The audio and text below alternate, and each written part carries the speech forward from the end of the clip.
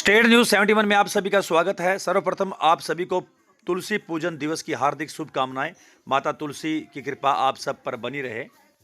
धर्म जागरण केंद्र श्री 11मुखी हनुमान मंदिर परिसर में तुलसी पूजन दिवस के अवसर पर माता तुलसी का पूजन किया गया, प्रभु का कीर्तन किया गया और उसके पश्चात आरती का आयोजन किया गया। तत्पश्चात कुटुंब प्रबोधन के तहत कुटुंब दिवस मनाते हुए कुटुंब प्रबोधन की महिला शक्ति प्रमुख श्रीमती उमा अग्रवाल द्वारा विचार व्यक्त करते हुए परिवार के महत्व के बारे में जानकारी दी। तो चलिए आपको भी तुलसी पूजन दिवस की कुछ झलकियां दिखाते हैं, प्रभु कीर्तन सुनाते हैं और साथ ही आरती के उपरांत कुटुंब प्रबोधन के तहत श्रीमती उमा अग्रवाल जी का जो उद्बोधन हुआ वो भी सुनाते हैं।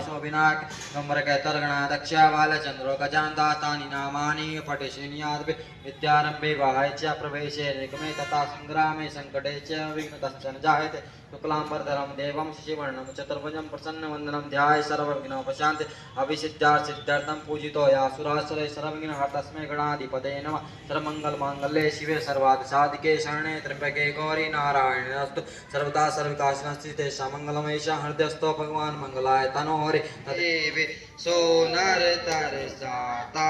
जय जय तुलसी माता, जय जय तुलसी माता।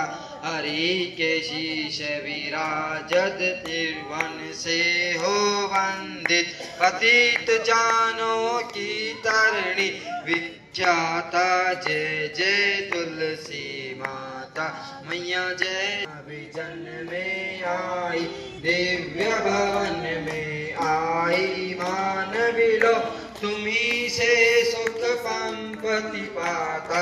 मैया जय तुलसी माता, मैया जय जय तुलसी माता। हरि को जब हम सब मिलके अपने त्योहारों को, अपनी परंपराओं को, अपने रीति रिवाजों को इतने उत्साह से मनाते हैं, लेकिन प्रश्न ये आता है कि क्या हम हमारी आने वाली पीढ़ी भी हमारे इन्हीं त्योहारों को, इन्हीं रिवाजों को, इन परंपराओं को अच्छे से निभा पाएगी? क्या हम अपने बच्चों को ये संस्कार दे पाएंगे? क्या ये जो हम ये पालन करते हैं, तुलसी पूजन हो गया, हमारे कोई भी त्योहार हो गए, कोई रीति रिवाज हो गए, तो क्या हमारे बच्चे भी आगे उसी उत्साह से, उसी उमंग से इन सारे त्योहारों को मना पाएंगे? जब ये प्रश्न उत्पन्न हुआ तो संघ की तरफ से गतिविधि शुरू की गई, कुटुंब प्रबोधन। मैं बहुत ही संक्षेप में आपको इसके बारे में बताना चाहूंगी। कुटुंब प्रबोधन जैसे कि नाम से स्पष्ट हो रहा है, कुटुंब का मतलब है परिवार और प्रबोधन का अर्थ हो गया कि ज्ञान का बोध कराना। पहले जो होते थे हमारे परिवार संयुक्त परिवार हुआ करते थे, जिसमें 2, 3, 4 पीढ़ियां इकट्ठी रहा करती थी। तो वहां पे ये क्या होता था, हमारे सामने कोई भी समस्या आए, कोई भी परिवार की, बच्चों की, पति पत्नी की आपस में कोई भी समस्या हो तो वो सारे परिवार के साथ मिलके सोल्व हो जाया करती थी, वो भी बहुत आसानी से। लेकिन समय के बीतते बीतते जो हमारे ये परिवार थे संयुक्त परिवार, वो एकल परिवारों में बदलते चले गए। तो एकल परिवारों में क्या रह गया कि मैं, मेरी बीवी और मेरे बच्चे, बस परिवार की सिर्फ यही डेफिनेशन बन के रह गई। तो जो त्योहार थे, जो रीति रिवाज थे, जो परंपराएं थी, जो हमारा रहन सहन था, जो सब कुछ बच्चों को अपने आप ही ऑटोमेटिकली ही परिवार में रहते हुए संयुक्त परिवारों में बच्चों में अपने आप ट्रांसफर हो जाता था। लेकिन अब क्या हो गया, एकल परिवार हो गया। एकल परिवार में तो सबसे बड़ी समस्या यही आ रही है कि हमारा कर्तव्य ज्यादा बन जाता है कि हम अपने बच्चों में उन त्योहारों को, उन रीति रिवाजों को, उन परंपराओं को ट्रांसफर कर पाए। तो हमारे संघ की तरफ से कुटुंब प्रबोधन के अंतर्गत ये 6 पैक जो आप देख सकते हैं, 6 पैक के अंतर्गत हम यही कोशिश करते हैं कि हर परिवार एक तो टूटे ना, टूटने से बचे, और हमारे जो ये त्योहार है, रीति रिवाज है, इनको भी हम बचा पाए। तो मैं बहुत ही कम शब्दों में, ज्यादा समय न लेते हुए आपको इन 6 पैक के बारे में बताना चाहूंगी। सबसे पहले हमारा पै है पूजा। पूजा तो हम सभी करते हैं, लेकिन हमारे बच्चे इसको कैसे सीखे? सबसे बड़ा महत्वपूर्ण योगदान यही होगा कि हम अपनी पूजा में, अपने इन कार्यों में अपने बच्चों को भी शामिल करें, उनके हाथ से दिया जलवाएं, उनसे पूजा करवाएं, उनसे, जैसे हमारे सतपाल शर्मा जी भाई साहब, वो तो सारा दिन इसी धर्म जागरण केंद्र में इसी लिए लगे रहते हैं कि हमारे बच्चे भटके ना, हमारे बच्चे धर्म के प्रति जागरूक रहे, उन्हें हनुमान चालीसा का पाठ कराएं, उन्हें गीता के बारे में, रामायण के बारे में बताएं। इससे क्या होगा, बच्चे का साथ साथ बौद्धिक विकास भी होगा। जब बच्चे का बौद्धिक विकास होगा तो ऑटोमेटिकली ही एक परिवार बहुत ही सुदृढ़ बनेगा। परिवार के सुदृढ़ होने के साथ साथ हमारा समाज, हमारा देश ऑटोमेटिकली ही अपने आप ही सुदृढ़ बनता चला जाएगा। दूसरा पेय है हमारा प्राणायाम। वो भी हमारे भाई साहब उसके ऊपर भी बहुत जोर देते हैं कि सारा यहाँ पे हम सबकी सहभागिता से वो यही चाहते हैं कि सब स्वस्थ रहें, तंदुरुस्त रहें। प्राणायाम पे, योगासन पे वो बहुत जोर देते हैं। तो हमारा भी यही कर्तव्य है कि हम अपने बच्चों को प्राणायाम का, योगा का, मेडिटेशन का, इनके बारे में बताएं। इससे क्या होगा, हम अपने परिवार के साथ समय भी व्यतीत कर पाएंगे, अपने बच्चों को संस्कार भी दे पाएंगे। शायद आप सब जानते होंगे, एक लड़की 19 साल की नंदिनी अग्रवाल जो सबसे कम उम्र में सीए बनी है, वर्ल्ड की उसने सबसे रिकॉर्ड बनाया कि वो 19 साल की लड़की है जिसने सीए क्लियर की है। तो उसका इंटरव्यू अगर आप सुनेंगे तो उसने यही कहा था कि मैं डेली पढ़ने से पहले 15 मिनट मेडिटेशन किया करती थी। तो अपने परिवार में हम ये बातें हम ही मातृशक्ति ही ऐसी है जो अपने बच्चों को इन बातों के बारे में बता सकती है। तीसरा आता है प्रतिभागिता। प्रतिभागिता का अर्थ है कि हम अपने बच्चों को अपने पूर्वजों के बारे में भी ज्ञान दें। हम आपस में हम भी जितने भी बैठे हैं, शायद हम भी अपनी 2 या 3 पीढ़ी के बाद नामों के बारे में जानते होंगे। तो लेकिन कोशिश करें अपने बच्चों को कम से कम 7 पीढ़ियों के नाम तो बताएं, उन्हें अपने पूर्वजों के बारे में बताएं कि वो क्या करते थे, कैसे कितने संघर्षों से उन्होंने हमें पाला है, यहाँ तक पहुँचाया है, पाल पोस कर। तो और आजकल तो बल्कि स्कूलों में भी ये एक्टिविटी दी जाती है कि फैमिली टी बनाया जाता है। फैमिली टी में सभी दादा दादी, तो जितने भी परिवार के मेंबर्स हैं उन सबकी पिक्चर्स लगाई जाती हैं। तो इसमें सभी सहभागी बने, अपना परिवार के साथ टाइम स्पेंड करें, अपने बच्चों को संस्कार दें, अपने पूर्वजों के बारे में बताएं।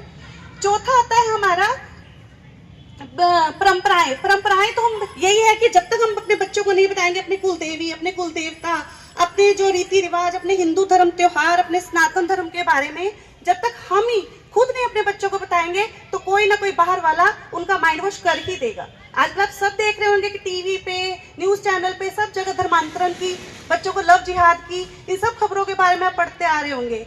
लेकिन जब अगर हम धर्म के बारे में अपने बच्चों को अपनी परंपराओं के बारे में बताएंगे कि हम कितने समृद्ध इतिहास के धनी हैं, कितना हमारा समृद्ध इतिहास रहा है, तो हमारे बच्चे भटकेंगे नहीं, उनका विकास होगा और हमारा परिवार एक कायम रहेगा, सुदृढ़ बनेगा। 5वें नंबर पे आता है हमारा प्रेरक प्रसंग। प्रेरक प्रसंग में हम क्या कर सकते हैं, अपने परिवार के साथ बैठ के उन्हें कोई भी अपने भगवान के बारे में छोटी छोटी कहानियां बना के सुनाइए।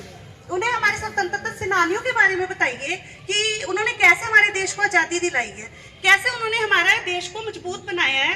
अब बच्चों, आप कितनी फिल्में देख रहे होंगे, केरला फाइल्स आई थी पीछे से, तो उसमें कैसे उन्होंने बच्चों को ब्रेन वॉश किया, कैसे उनको कहा कि तुम्हारे शिव तो क्या है, वो तो सती को लेके, अपनी लाश को लेके ढो रहे थे। तो हमारे पास उस चीज का आंसर होना चाहिए, हमें खुद को पता होना चाहिए, हमें खुद को ज्ञान होना चाहिए कि कैसे हम अपने बच्चों को ज्ञान दे सकते हैं कि नहीं, हमारा धर्म मजबूत है, हमारा धर्म अच्छा है, हमारा सनातन धर्म बहुत सुदृढ़ है, ताकि हमारे बच्चे जो आजकल ये लव जिहाद के इतने मामले, इतने केस सामने आ रहे हैं कि हम अपने छोटे छोटे बच्चों का और उनके मन में ये पाए, ये मन में उनके डालें कि हमारा धर्म सबसे सर्वोपरि है, अपने धर्म से उन्हें भटकने न दे।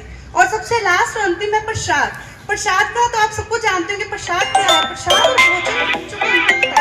भोजन तो हम सब करते हैं, लेकिन जब भगवान को उसको भोग लग जाता है तो वो क्या प्रसाद बन जाता है। तो कोशिश तो ये करिए कि कम से कम दिन में एक बार ऐसा समय निकालिए तीनों टाइम में से कि एक परिवार पूरा इकट्ठा बैठ के भोजन कर सके। अगर ये संभव नहीं है तो कम से कम सप्ताह में एक दिन ऐसा निश्चित जरूर करिए कि जिस दिन सारा परिवार एक साथ बैठ के भोजन करे, अपनी समस्याओं को, अपनी बातों को उसके साथ शेयर करे।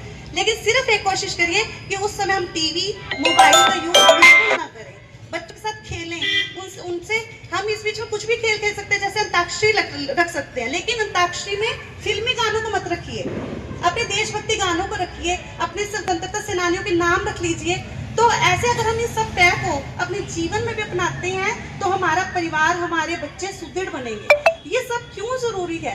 क्योंकि एक व्यक्ति का निर्माण उसके परिवार से ही होता है। परिवार ही उसकी सबसे पहली पाठशाला है, तो जिसमें बच्चा एक अच्छा विकास कर सकता है। तो अगर परिवार सुदृढ़ होगा तो समाज सुदृढ़ होगा, और समाज सुदृढ़ होगा तो हमारा देश बहुत ज्यादा सुदृढ़ बन सकता है। और जो हम ये लक्ष्य लेकर चल रहे हैं कि अपने देश को विश्व गुरु बनाने का, तो वो जल्दी से जल्दी हम उसको पूरा कर पाएंगे।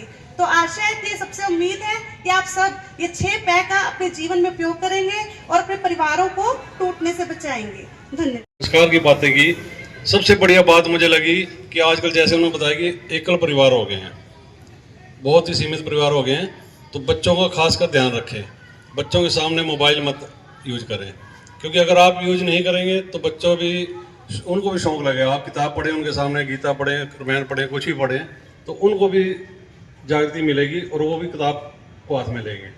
बहुत ही अच्छे विचार लगे मुझे। और जैसे कि उन्होंने बताया कि प्राणायाम ये चीज़ खाएं, बच्चों के बारे में बहुत अच्छी अच्छी बातें बताई उन्होंने।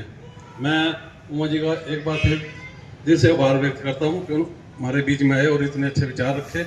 बहुत बहुत धन्यवाद।